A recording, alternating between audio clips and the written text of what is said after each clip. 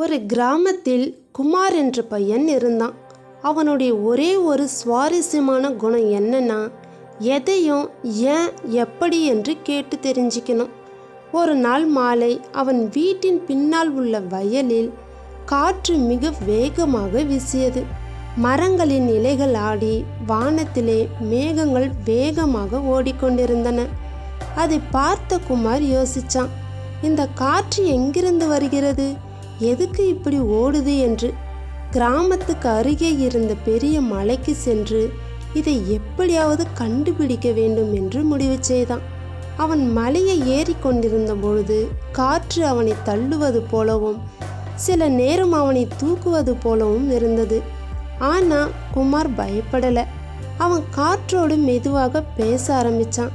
காற்றே, நீ இப்படி ஏன் ஓடுற என்று கேட்டான்.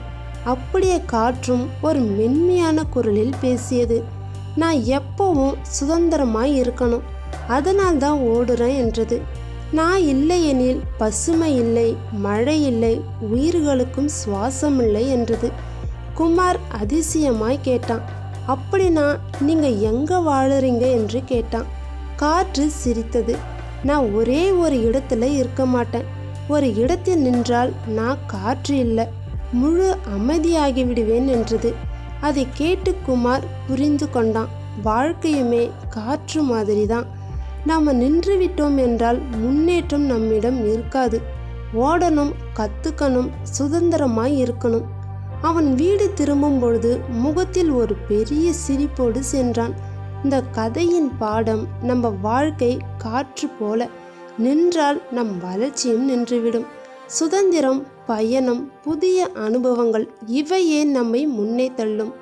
கேட்கிறது தவறு இல்லை, கேட்கிறதால் தான் நமக்கு அறிவும் கூட வளரும்.